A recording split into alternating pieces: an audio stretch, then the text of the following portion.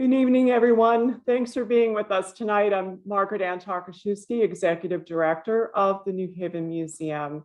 And tonight's presentation is part of a citywide celebration of the 200th anniversary of the birth of Donald Grant Mitchell. Mitchell accomplished much in his lifetime and was endearingly committed to New Haven, his adopted home. Till recently, few area residents have ever heard his name, let alone have any idea of who he was. And an ad hoc committee of committed organizations came together to build appreciation for him, and it appears to be working. This has been made possible in large part due to the tireless energy and dedication of Barbara Lamb, former Director of Cultural Affairs for the City of New Haven, who serves on the boards of arts and cultural organizations around the city. Barbara wrote about Mitchell in an article published in our museum journal in 1986 and has been an advocate of his work ever since. So we're very grateful to her.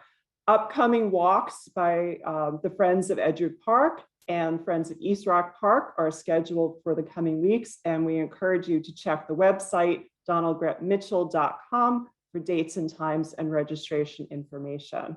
Tonight's speaker, historian Jay Gitlin, is a longstanding fan of Mitchell, who is also known by his pen name, Ick Marvel, as you will soon hear. Jay is senior lecturer in history at Yale University and associate director of the Howard Lamar Center for the Study of Frontiers and Borders. He has taught courses on the American West, Quebec and Canada, Native American history, suburbanization, popular music, and the history of shopping.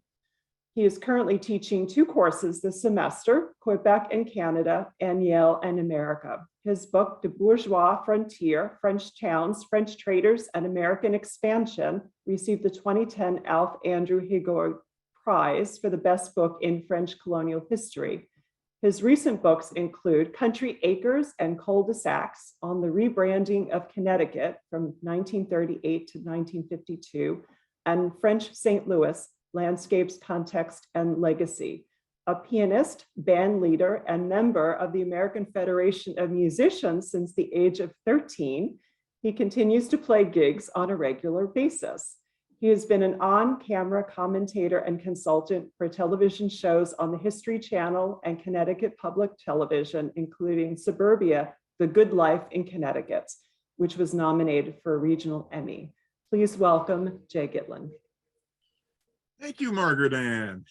And thank you all for tuning in. This is great. We can have a nice event and not have to get stuck in traffic. So it's a wonderful thing. So I'm going to begin. This talk is, I'm hoping around an hour. I may go slightly over an hour, but we'll have plenty of time for Q&A. One of the great themes in the study of the evolution of modern life is, in my opinion, the increasing desire to incorporate nature into our lives in dwelling places as we have become increasingly urban. In examining this understudied trend, a phenomenon that becomes quite visible by the late 18th century, Donald Grant Mitchell is a critically important person, not only for his achievements as a landscape designer, but also for his many books that describe, praise, and theorize nature in rural life. Above all, he framed himself and his family in a natural context and was a pioneer in combining the urban and the rural. And so, after talking a bit about his upbringing, his life at Yale, and his career as a writer, I would like us all to consider, who was Donald Grant Mitchell?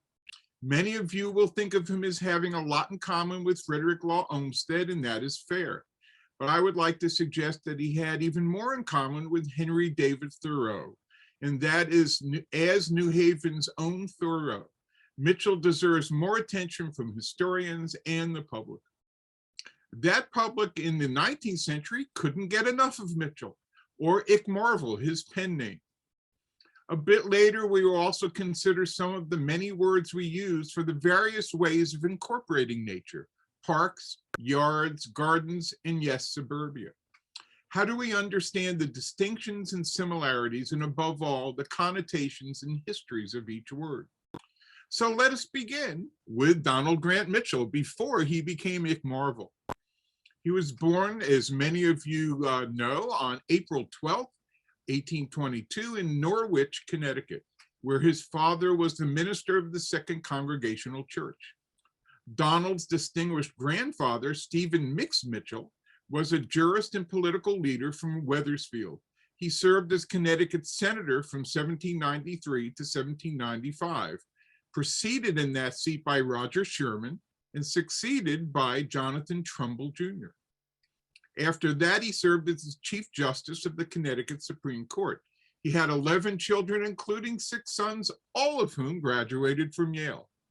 Yale in those days was not so much homogeneous, though it was, as it was local.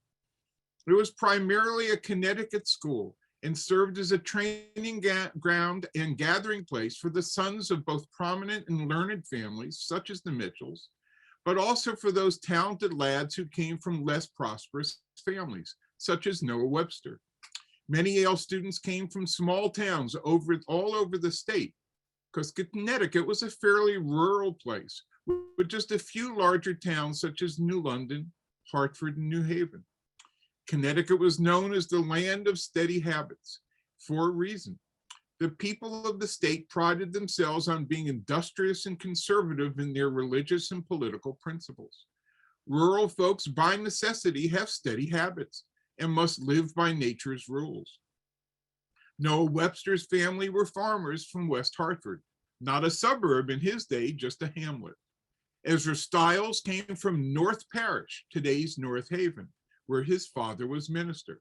Jedediah Morse, Yale class of 1783, grew up in Woodstock, Connecticut, and his son, Samuel Finley Breeze Morse, artist and inventor of the telegraph, a device meant to conquer the tyranny of distance and small town limitations, painted a portrait of Stephen Mix Mitchell, Donald's grandfather, in 1827. Jonathan Edwards, by the way, was actually from Podunk, a section of Windsor, Connecticut.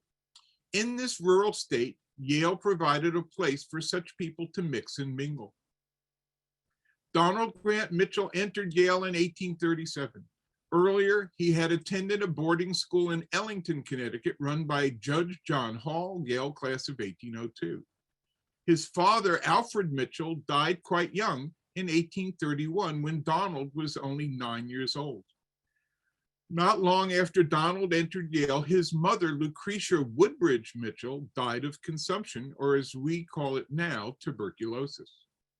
His older brother, Stephen, died of the same cause a few weeks later, with younger sister Elizabeth suffering the same fate in 1841, the year Donald graduated from Yale. In 1839, a family friend, General William Williams of Norwich, assumed guardianship of the remaining children. Many letters between Donald and his guardian attest to the latter's close supervision, primarily in financial matters. A cousin, Mary Perkins Goddard, welcomed the children to her homes at Elm Grove, the Mumford family farmstead in Salem, and later Glenside in New London. Donald's health was never strong, yet he lived a long life, passing in 1908.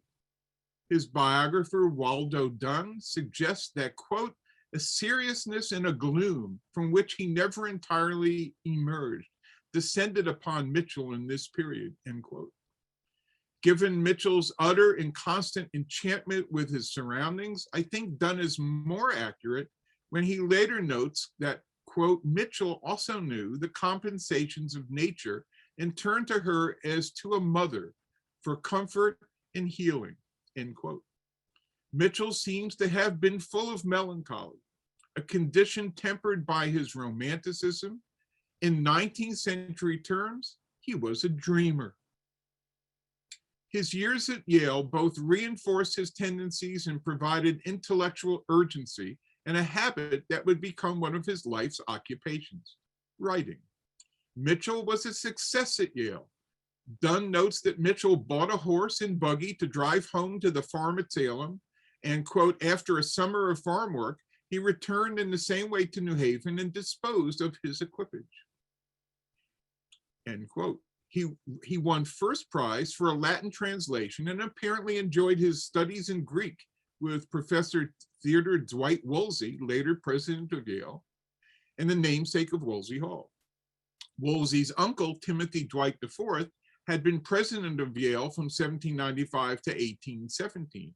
The story was told that a very young and rather small Timothy Dwight took his entrance exam for Yale while sitting upon the knee of Stephen Mix Mitchell, Donald's grandfather. Grandfather Mitchell served as a tutor at Yale from 1766 to 1769. Dwight apparently entered Yale at approximately the same age, 13, as his uncle, Jonathan Edwards. As for Donald, he was chosen by his class to give the valedictory oration at commencement. He was a member of the Linonian Literary Society and Skull and Bones. His real focus at Yale was literature. He was elected to the board of editors of the Yale Literary Magazine in 1841 and produced a green leather-bound volume of his contributions to the lit entitled A Memorial of College Follies, still preserved in the Beinecke Library, 160 pages of work. In 1886, he contributed an article for the lit entitled Old Magazine Days at Yale, which provides a good sense of Yale in those earlier days and specifically of Mitchell's habits and passions. Mitchell notes that, quote, the bookstore of Herrick and Noyes on Chapel Street used to be a great loitering place for book-loving students. It was there that Mitchell discovered the Yale Lit.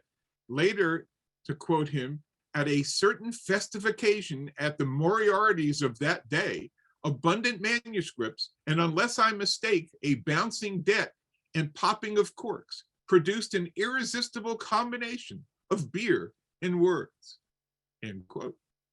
Mitchell, it seems, was hooked on the idea of becoming a writer. His guardian, General Williams of Norwich, wrote a number of letters to young Donald questioning the practical utility of his literary activities and wondering if such pursuits constituted a proper education.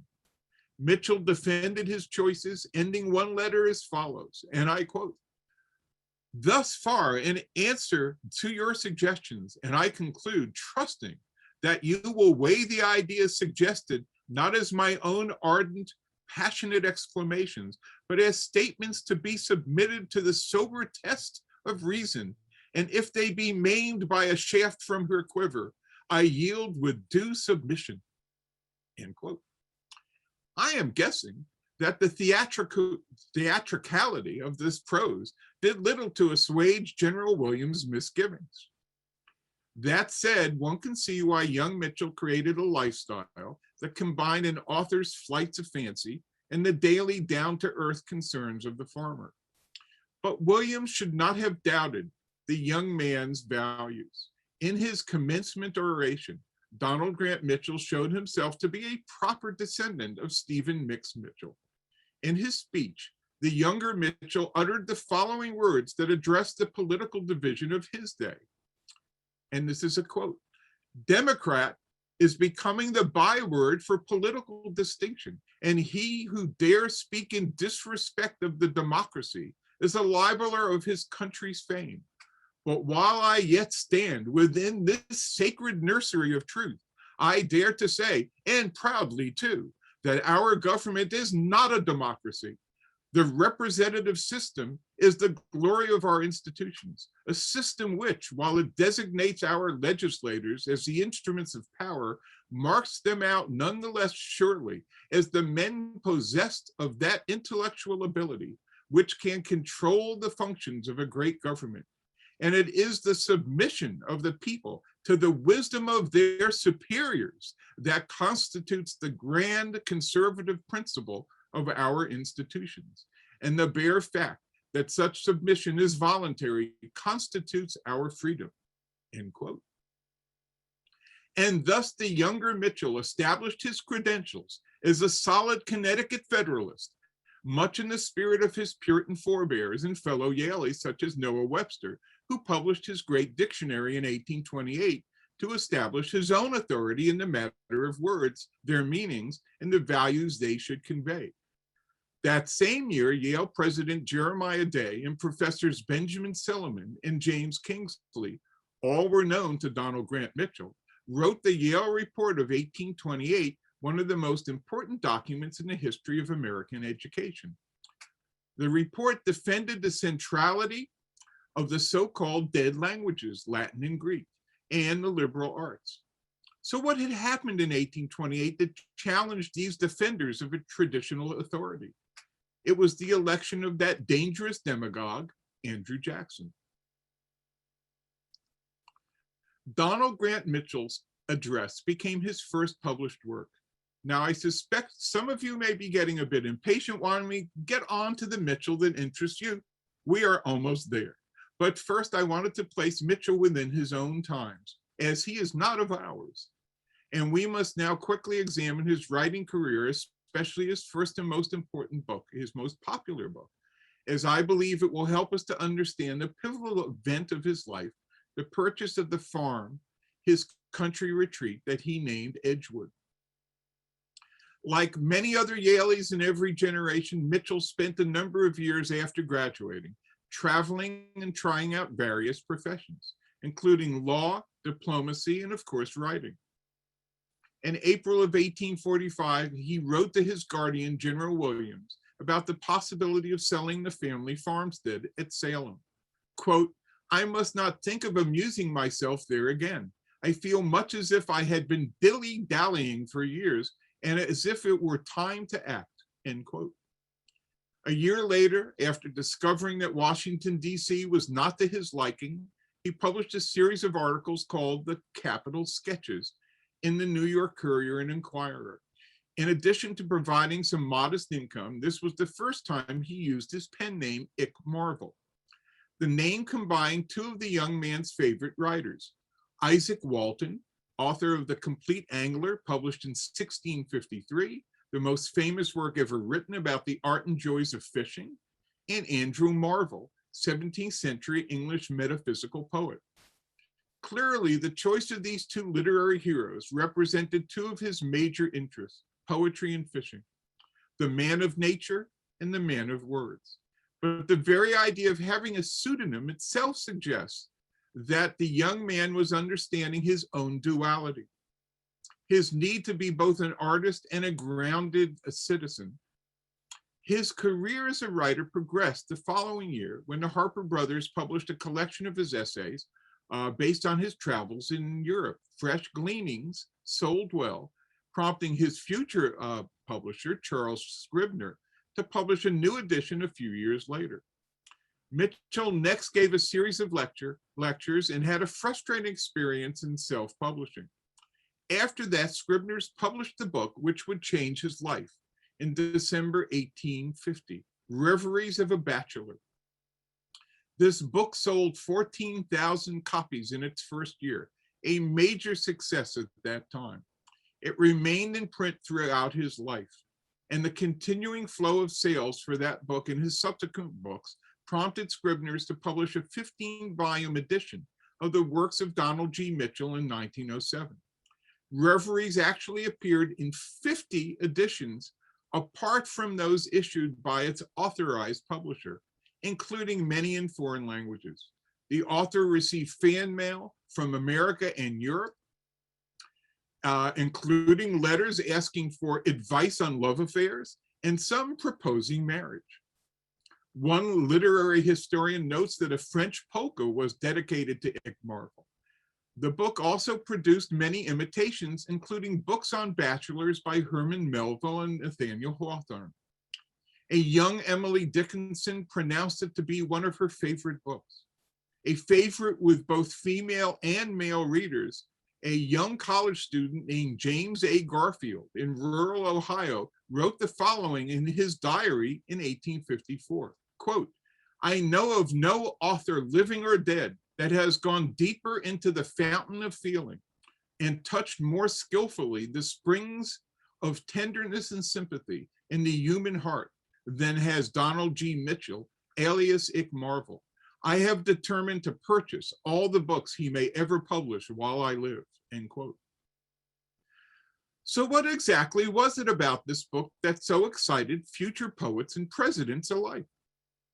The four reveries in the book touch on so-called issues of the heart, the dream of domestic bliss, the fear of sudden death, and the melancholy inspired by death's constant presence, a common trope throughout the sentimental 19th century, a trope that has rendered much of that literature less appealing to modern readers.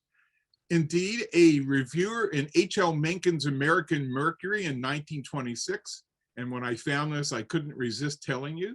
So this is American Mercury, 1926, noted that Mitchell was, quote, surely an ass, an effete romanticizing Puritan, prudish, oblivious of the war and social trauma around him, part of a flood of sentimental women writers responsible for the mire of tears that afflicted American literature until the end of the century.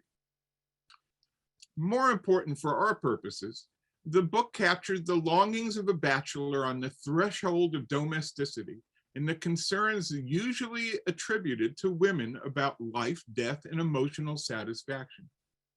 One critic has described the narrator, clearly Mitchell himself, as having a liminal relationship to domestic life, characterized by his dreams and spectatorship.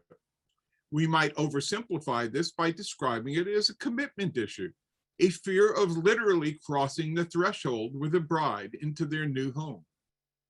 However, the author or narrator's reveries also place him on the safe threshold apart from the new emerging public world of the marketplace.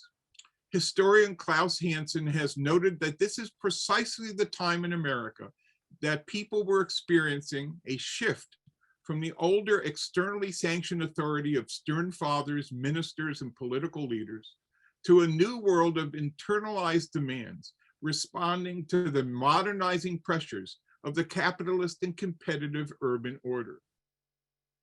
So part of the attraction to Mitchell's book was not only his delineation of gendered feelings, but also his ability to capture the youthful dreams of childhood characterized by rural life and the anxieties of gainful employment represented by the city. The world of dreams was sustained by his newfound ability to earn income as an author. We might also note that the style of the book is characterized as a collection of pieces, sketches, not a novel with a plot. This conjures up another key word, the picturesque. Mitchell, ever the observer and a man of culture and learning, provides the unified whole that makes sense of the pieces. In this age of the picturesque, the woodcutter cannot understand why his broken down hut is charming to the painter. The spectator, the painter, can create the charming composition. The working man sees only wood to be cut, broken chimneys to be repaired. Mitchell, in his first great book, established himself as the poet of the picturesque and the journalist of the new social landscape between the country and the city. We return then to reality. Mitchell's brother Lewis, his younger brother, had Donald's number. He referred to his brother's book as, quote, Don's vaporings. Well, the vapors began to vanish. On a trip to visit Washington Irving in Saratoga Springs in the summer of 1852, Mitchell met the beautiful Mary Frances Pringle, visiting with her family from Charleston. On February 1st, 1853, Donald married Molly. 2 years later, the couple bought their new home on the western outskirts of New Haven, Edgewood. Barbara Lamb has already written in detail about the purchase of the farm. Mitchell seems to have placed an ad in the late spring of 1855. Quote, wanted a farm of not less than 100 acres and within 3 hours of the city. It went on to describe other requirements for a picturesque abode, including a running stream and a water view. We know he searched for the perfect farmstead in Staten Island, the Hudson Valley, Fairfield, Norwich, and White Plains. In June, he found his ideal property, quote, a fine farm of 200 acres overlooking all New Haven, end quote. The purchase satisfied all his conditions, It was 2 miles from the town, close enough to visit the college environment of his youth. He could see the town, but not be in the town. The property included an orchard, 30 to 40 acres of woodland, a tenant house, and a good old-fashioned, in his words, main house.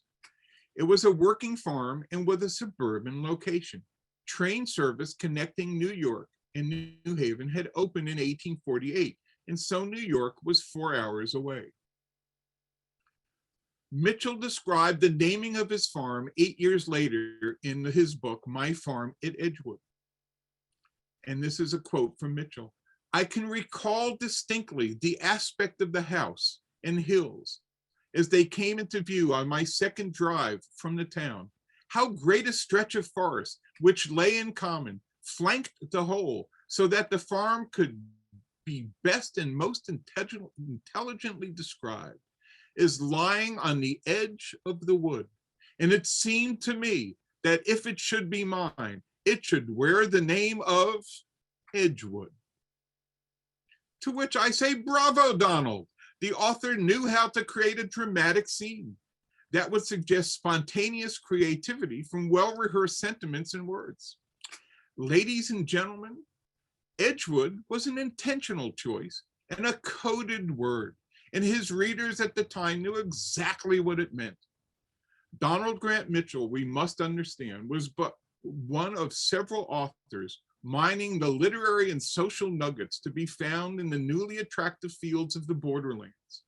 One of those writers, Susan Fenimore Cooper, the daughter of James Fenimore Cooper, wrote the following in her book, Rural Hours, published in 1850, the same year as Reveries of a Bachelor. Quote, "The border of an old wood is fine ground for flowers," end quote. The year of Mitchell's advertisement for a farm, 1855, Cooper wrote another popular book, The Rhyme and Reason of Country Life, or Selections from Fields Old and New. The historian of this genre, and it was a genre, and this social moment, John R. Stilgoe, writes the following in his book, Borderland, Origins of the American Suburb, 1820 to 1939. And this is a quote from Stilgoe. "Writers such as Henry David Thoreau and Susan Cooper knew the sordidness, the quiet desperation, the meanness of farm life, and they recognized in farmyards and farmhouses, fields and barns, a failing dream. For Cooper and for other contributors to periodicals, drawing room almanacs, and anthologies of scenery description, only a new sort of space offered a new hope. Flowers, not crops, did best in the borderland between city and country." And this is from Stilgoe, and he mentions our hero, Donald Mitchell. Stilgoe says, "Nathaniel Parker Willis, William Cullen Bryant, Susan Cooper, Andrew Jackson Downing, Donald G. Mitchell, and scores of other discoverers of the borderlands deluged middle and upper class readers with essays and books, most illustrated with engravings, champion life in this new space," end quote.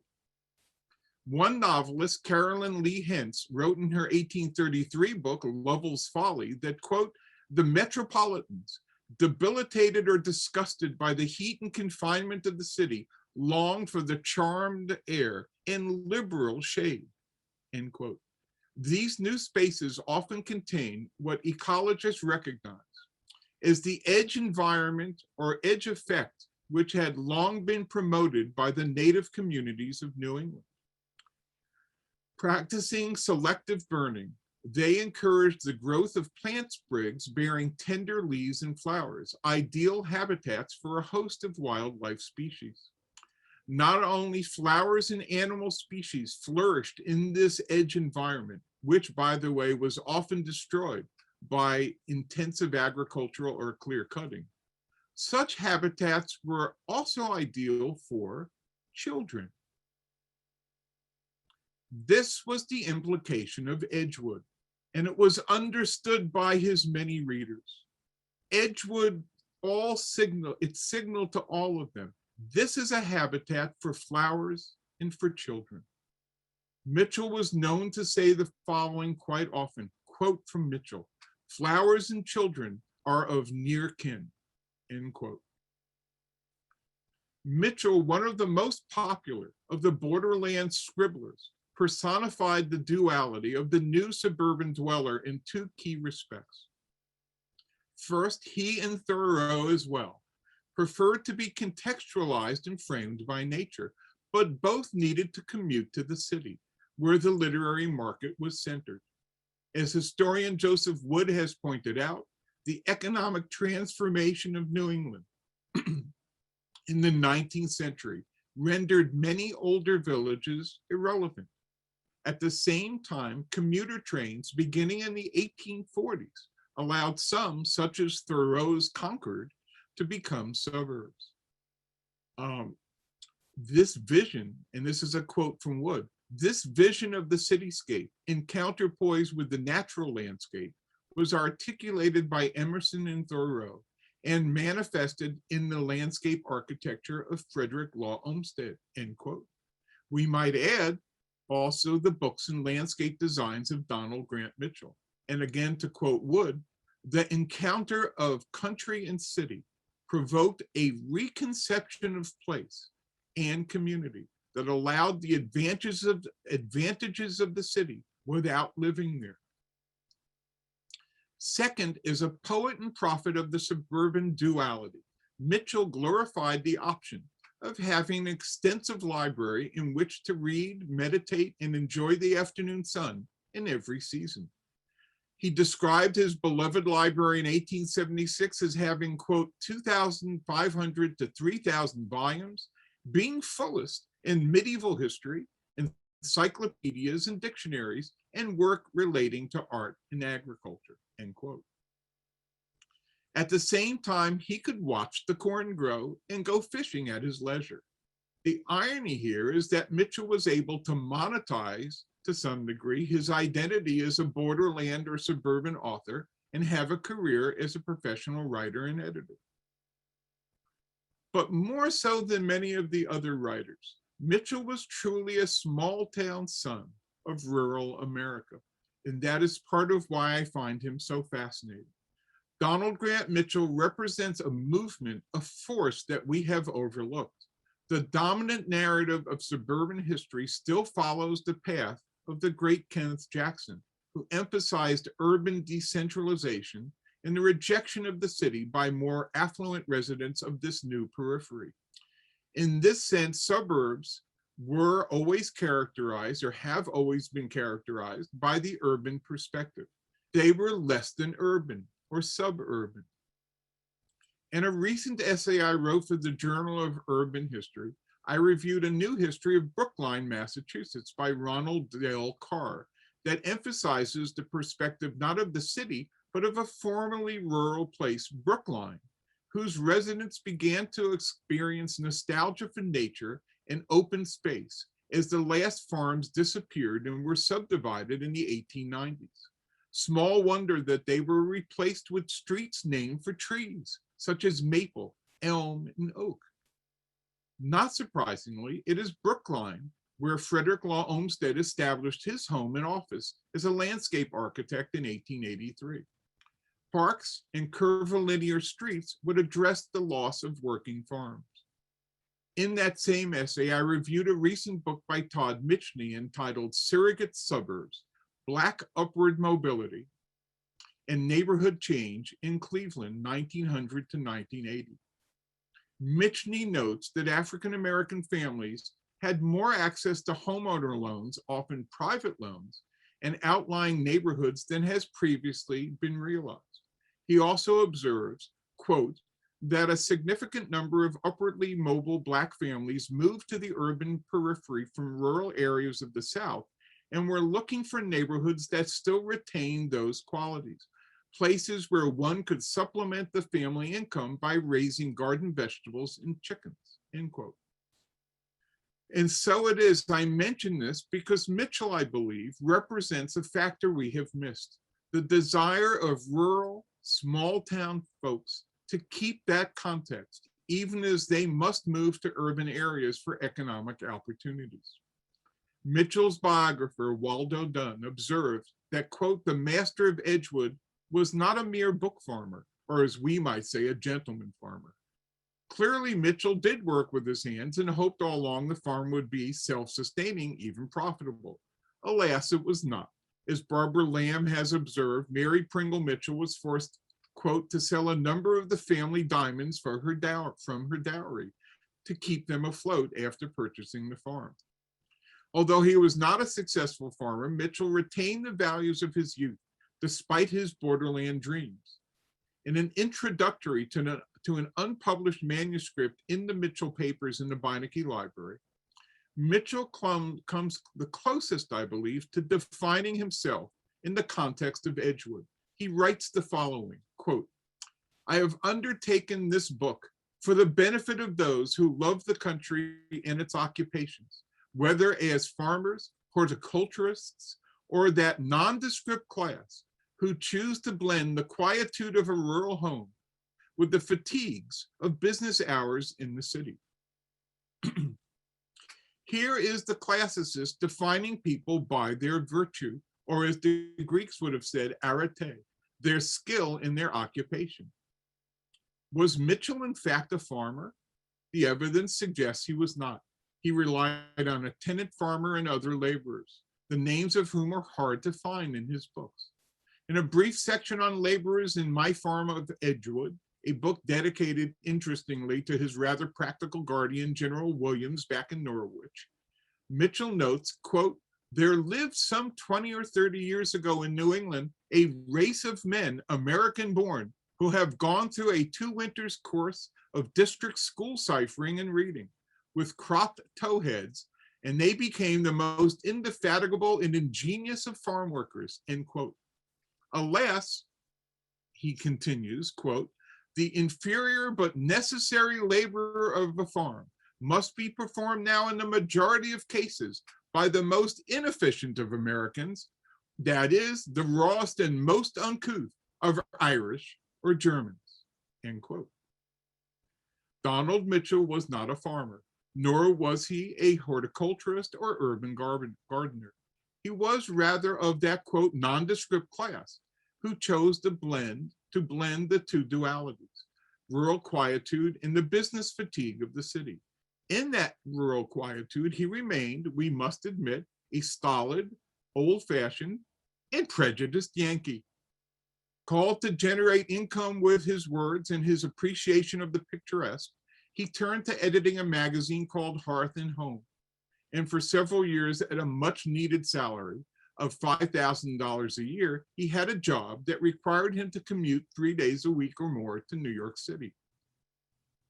After that, he relied on giving lectures and occasionally working as a consultant, as you all know, on landscape gardening and the design of parks. And with that, I would like to take a deep breath and zoom out, as they say, and also take a sip.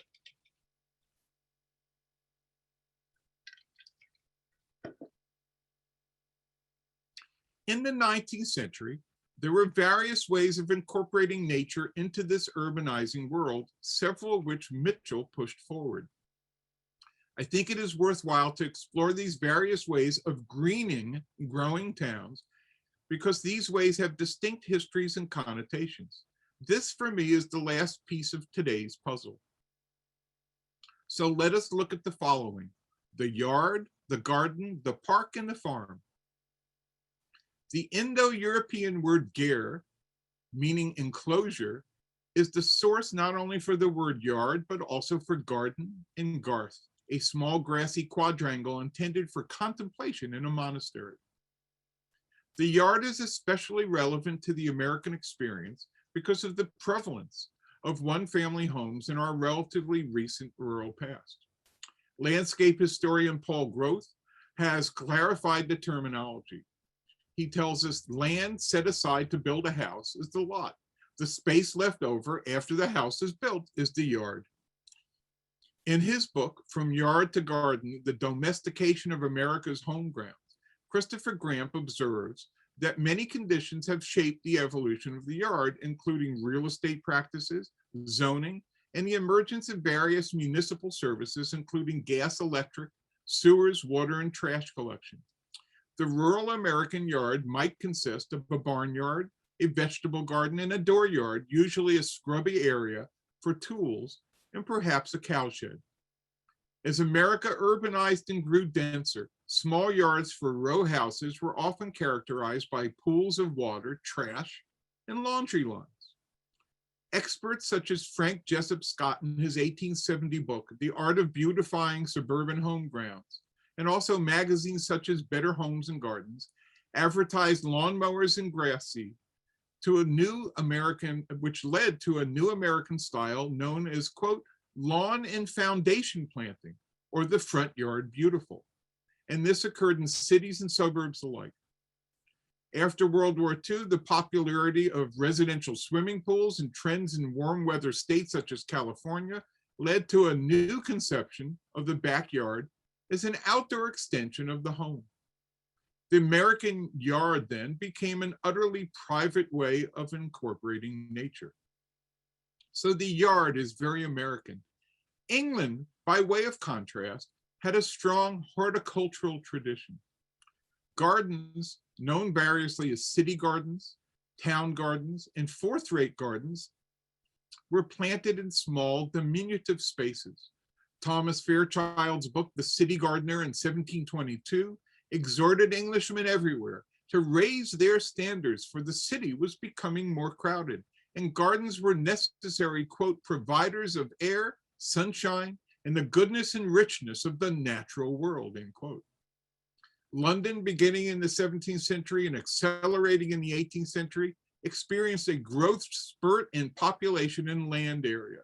The rather small domestic gardens were then reimagined as garden squares by aristocrats, for the most part, interested in developing their London property into new urban neighborhoods or residential estates with well-heeled renters. As the power and wealth of the British Empire expanded, so did its metropolis. According to Todd Longstaff Gowan in his book, The London Town Garden, quote, the garden square evolved between about 1630 and 1680 with the conversion of dozens of acres of agricultural land into handsome open places with very good buildings, well inhabited, end quote. Open spaces already abounded in London in the form of cloister gardens, college quadrangles, sheep walks, and the like. What was new was the element of design in the use of these spaces to anchor speculative ventures in real estate. The first such square was Covent Garden, completed in 1639. The property, formerly enclosed pasture land belonging to the abbey or convent, hence the name, of St. Peter, was granted to the first Earl of Bedford after the dissolution of the monasteries. It was the fourth Earl, Francis Russell, who hired architect Inigo Jones to create the buildings and urban designs based on Italian classicism of the new development north of the Earl's garden wall. In the language of that day, the new dwellings would be, quote, fit for habitations of gentlemen and men of ability, end quote. Other new developments had similar origins. Henry VIII acquired the old hospital of St. James and had it rebuilt as St. James Palace. He also had an area of marshland between St. James and Whitehall Palace drained to become his private deer park, which later included, quote, a menagerie of exotic birds and animals, including crocodiles and ostriches. Now, on the north side of that park, Charles II had an alley laid out where he and courtiers would play a game known as in Italian as Paolo Amaglio, or ball and mallet, Paolo Amaglio, and that alley became known as Pall Mall. Henry Jermyn, Earl of St. Albans, followed Bedford's example, leased his land north of Pall Mall for a speculative venture that became St. James Square. The development begun in the 1660s was mostly complete by 1680. This pattern of urban growth was reinforced by the Great Fire of 1666. After the fire, the plan accepted for rebuilding was that submitted by Richard Newcourt, which featured an orthogonal grid with equal parcels, including 4 central parcels to form a piazza or plaza. Unlike the Italian piazza, however, the London Square was characterized by trees and grass and often flowers. The Georgian city included nature. Most of these garden squares were characterized by a rectangular open space with an axial relationship to uniformly fronted terraced houses. Such garden squares not only anchored newly created residential neighborhoods, they provided open space and a touch of nature within the urban environment. London's garden squares were, and many still are, for the sole enjoyment of those living in homes enclosing them. Some have fences and locks. Now in New Haven, Worcester Square derives from this precedent. Bought by the city in 1825 from Abraham Bishop, the square was public land, but it also promoted private speculation in the building of elegant residences around the square. We come then to the park, a term and type of place is older than the town or garden square. Historian George Chadwick dates it at least to the Assyrians. A park is or was defined legally as a royal grant that allowed the holder to keep game animals, presumably for the purpose of the hunt. The land adjacent to a gentleman's house was to be enclosed, unlike a forest, and kept for private use. The idea of a park intended for public use within an urban environment belongs to the later 19th century. I remember well taking a bus with a class into Woburn Abbey, the Duke of Bedford's estate, located a little over an hour northwest of London near the M1 motorway. It took the bus quite some time to reach the country house and family seat. We passed many small herds of deer. That is what parks used to be. Henry VIII created Hyde Park in 1536 as a hunting ground, but around 1635, Charles I opened it up to the public. May Day parades took place there, and it housed the great exhibition of 1851 with the Crystal Palace. Parks, as we understand the term, evolved from both royal hunting grounds and commercial pleasure gardens in London, such as Vauxhall and Ranelagh. The latter two places were commercial ventures and charged admission. They both featured concerts, fireworks displays, and pavilions. It was Regent's Park, designed by architect John Nash, that combined the two. The Prince Regent, later George IV, turned to Nash when he decided to turn his former hunting ground into a pleasure garden. When the project became in part a commercial venture, Nash, excuse me a second. Yes. When the project became in part a commercial venture, Nash created streets, crescents, and terraces that contained elegant townhouses. The park villages in the northeast corner of the park have a mix of semi-detached and detached villas that are among the first truly suburban residences, family dwellings framed by nature that mix public access and privacy.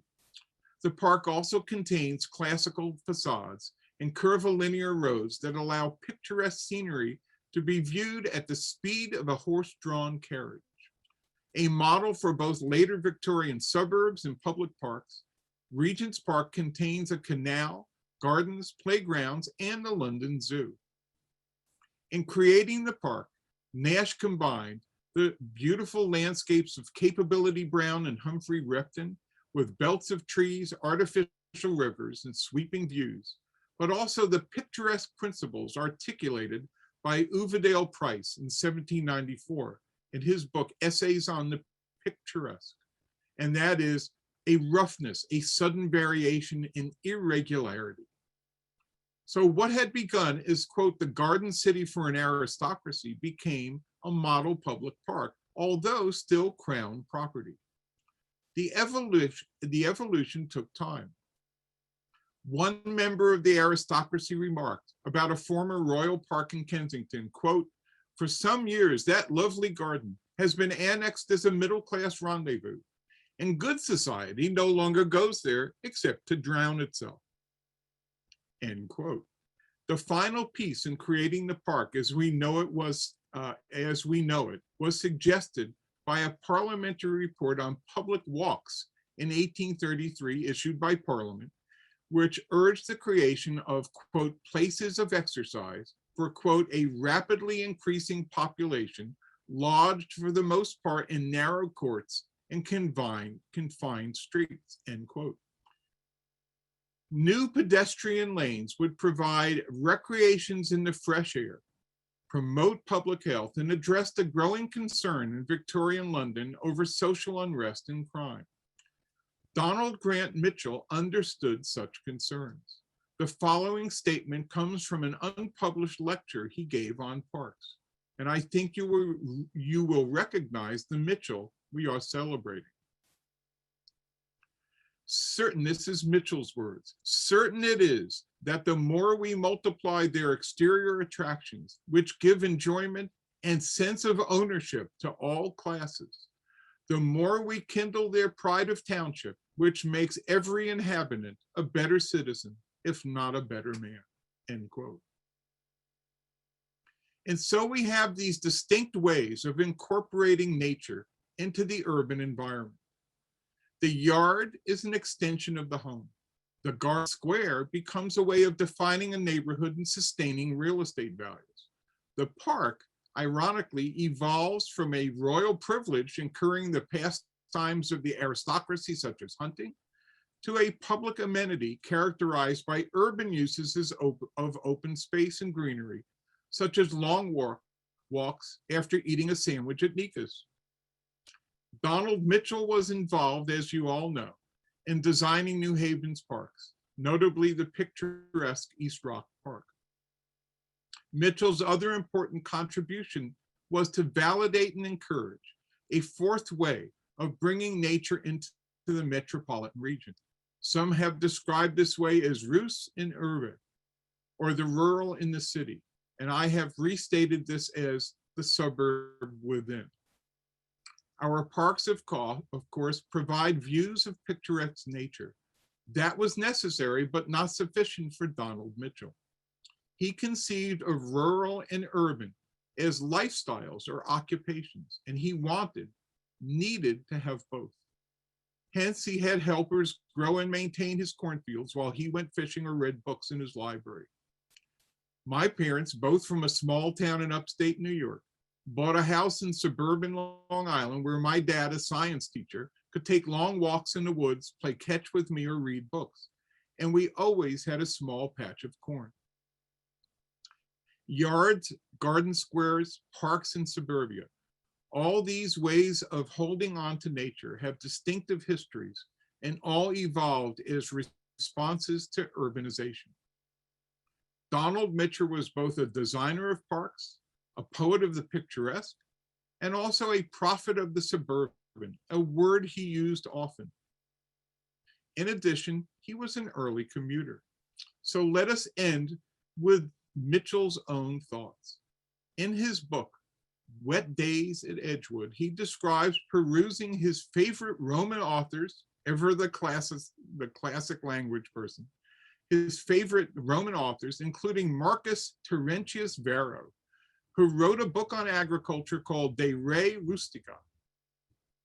Mitchell mused and wrote, quote, if it were not stormy, I might order out the farm chariot or curriculum, and yes, that is the origin of the word. Curriculum meant farm chariot or a race course. I might order out the farm chariot or curriculum and take a drive to Rome to learn what news is astir. To stay in the country but visit the town was Mitchell's dream. However we define his dreams of combining farm life and town life, we can be clear about what he cherished above all. In his unpublished lecture, he wrote, quote, be reverent of the beauties and graces of nature, plant what you love, and care for it lovingly. And then he quotes the following lines. Up then, children, we will go, where the blooming roses grow. May, sweet May, again is come, May that frees the land from gloom. Happy May, everyone.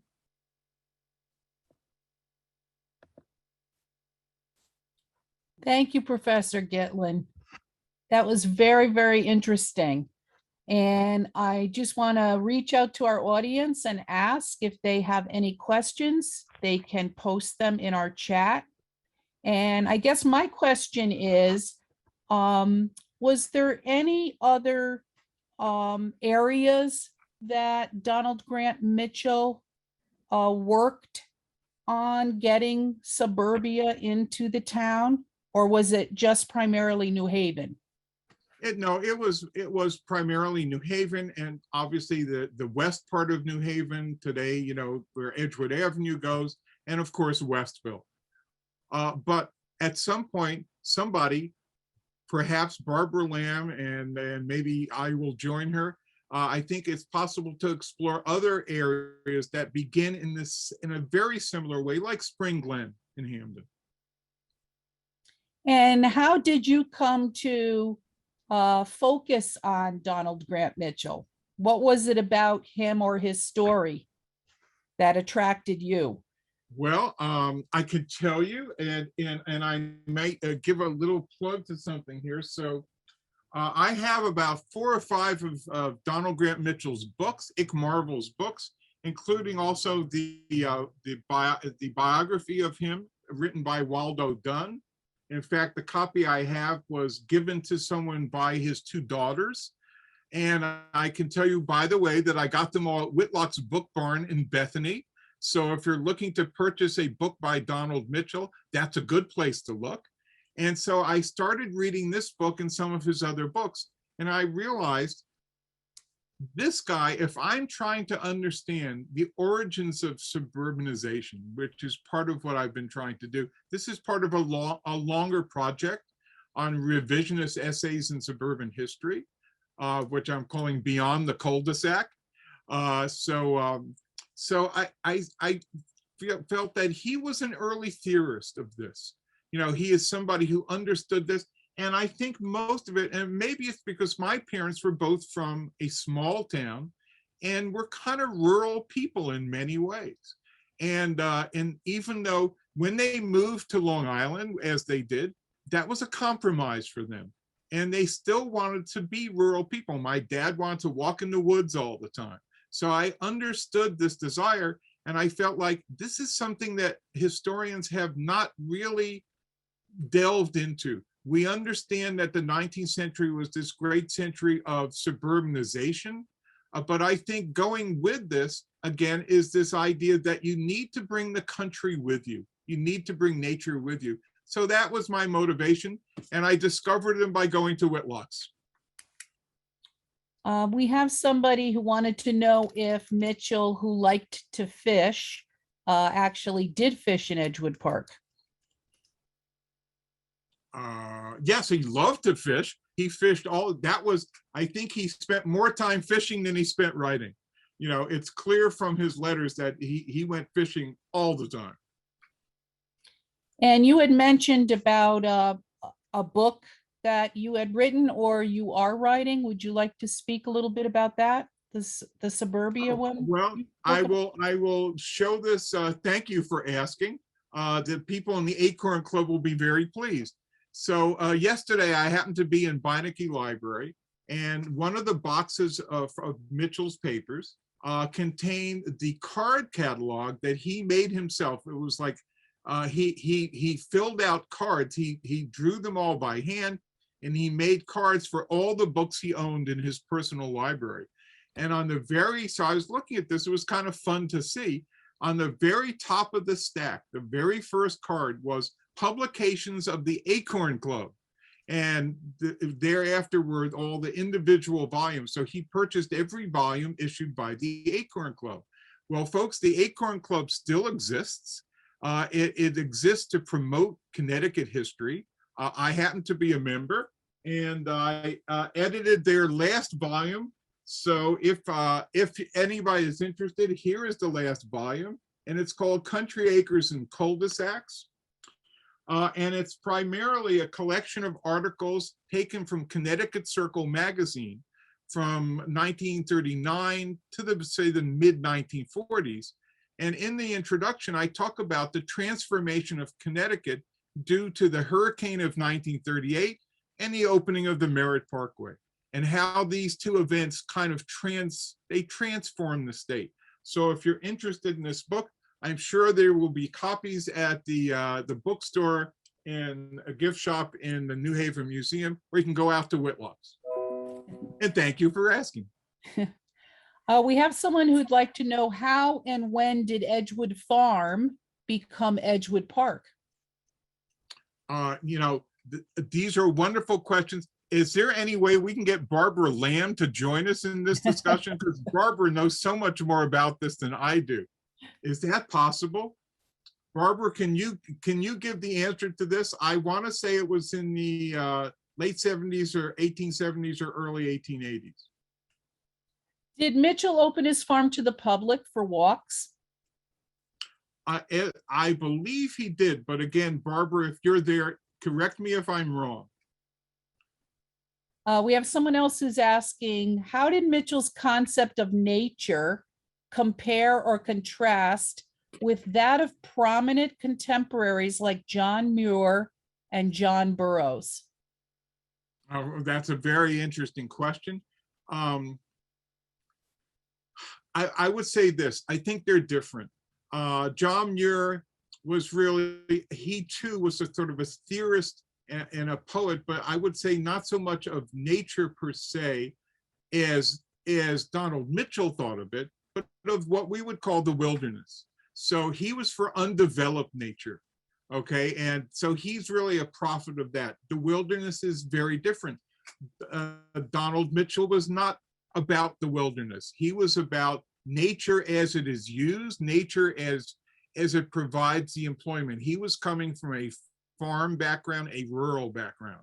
So for him, nature was where you sit and contemplate the scenery and go fishing and watch the corn grow. So he had a more agricultural orientation, which was nothing like John Muir. John Muir was really much more the poet and theorist of unspoiled nature, as he would have said, of the wilderness. Barbara Lamb is here. She's checked in, and she says that he opened his farm to the public on Wednesdays and Sundays. We have someone else who asked, why do you think Mitchell so thank you. You can answer all these questions. Somebody would like to know, why do you think Mitchell Marvel's writings fell out of vogue? Well, I think I think a lot of it had to do with the literary period that replaced the sort of sentimental 19th century. You know, by the 1920s, as you can see from that quote from H.L. Mencken's journal, people were into the urban lifestyle. They were no longer nostalgic for some sort of older agricultural rural past. They had gone past that. And so now it was all about being smart, you know, like the magazine Smart Set. It was about being hip and being urban. And so 19th century literature, and I think there's also a very sexist aspect to this as well. A lot of writers, including Marvel, were dismissed as being sentimental and full of tears. You know, that was something they said all the time. Too sentimental. We're not here to talk about domestic trials and tribulations. We're here to be smart and witty. And so I think it was their misfortune to be followed by something that was almost diametrically opposed. And I think at some point people will rediscover Marvel. Yeah. Barbara Lamb said that his farm boundaries and the boundaries of Edgewood Park are completely different. He did donate land to what became the park, but it was land separate from his farm, which he never utilized. And we have someone else who wants to know what his relationship with other prominent Connecticut Yaleys, such as Bushnell and Taylor, was. You know, that's a wonderful question, in part because all the papers I investigated yesterday actually addressed that completely. Not so much Taylor, but I'm gonna just look here at my notes. Hold hold on one second, because he did correspond with Yaleys all the time, but not those Yaleys. He corresponded with, oh, I'm sorry, just give me 1 second here. Here we go. I just want to get this right. So,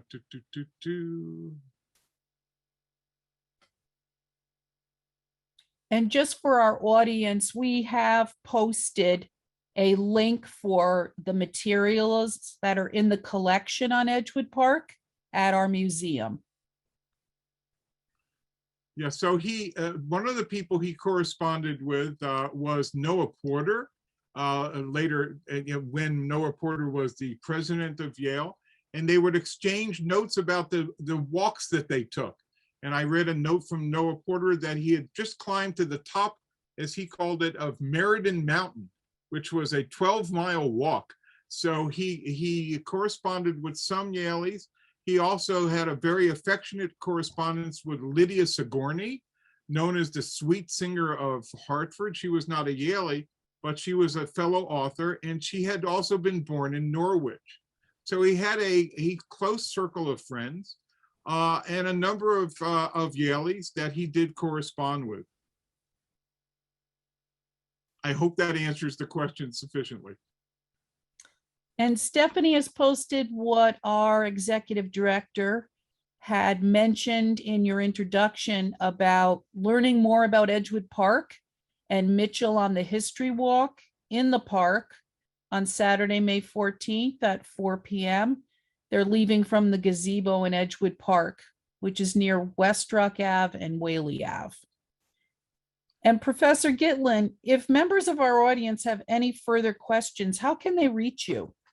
Well, that's very easy, and I'm happy for them to reach me. I'm easily reachable at Jay.Gitlin, Gitlin. So they have the name, but it's just j.gitlin@yale.edu. And by the way, since I was just looking up other people he had corresponded with, one of the people who wrote to him in 1873 was Henry Ward Beecher. And he writes to Mitchell, he says, "For 20 years, I have been building a country house in my head. And now, if it is ever to be brought out, I must have an architect or midwife. Do you know of a good domestic architect for a middle-class citizen?" I just thought that was an interesting letter. So that was from Henry Ward Beecher. And it's really interesting to see the fan mail he got from folks. Oliver Wendell Holmes was a big Donald Mitchell fan, so it's kind of incredible to see. He was truly a celebrity in the 19th century. Exactly. All right, seeing no further. Rob Forbes is also on. Rob, hi. And Rob, if you have anything to add to this that I can articulate, please send it. Once again, I just want to remind our audience that if they look in the chat, we have posted a link of the materials in our collection on Edgewood Park.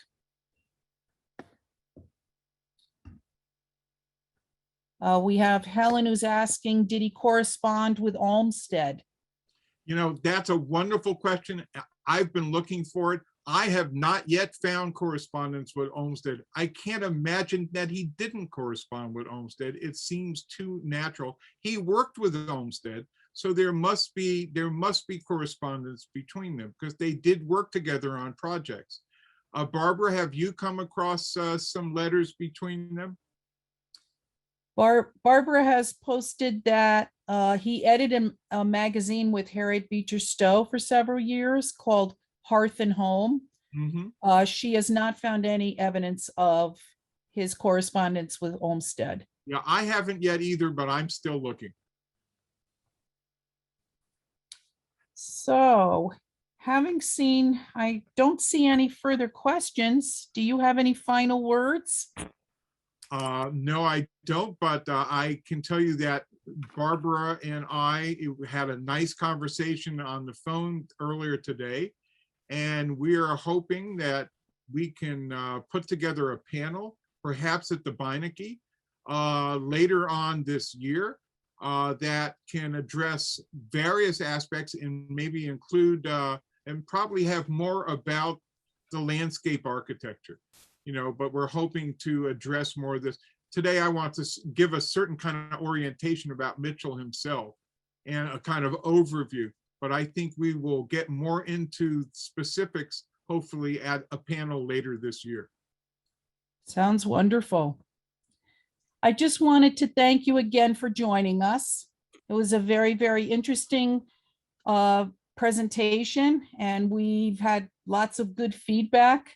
And I'd like to just ask our audience to consider joining us for the opening of our historic Party Morris House at 325 Lighthouse Road on Sunday, June 5th.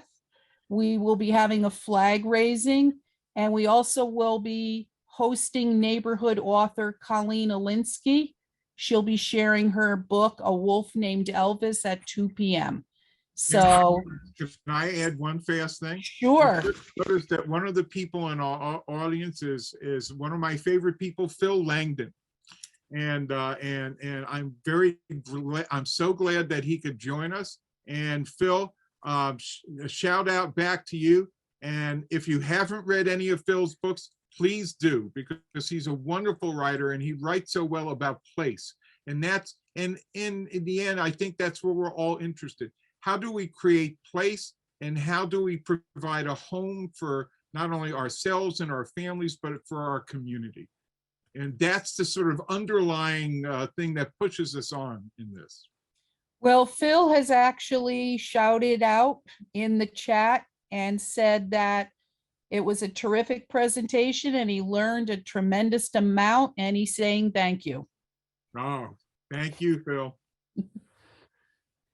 All right. Well, we appreciate your being here with us this evening, and we look forward to speaking with you again soon. Thank you. Very good. Thank you, everybody. Good night.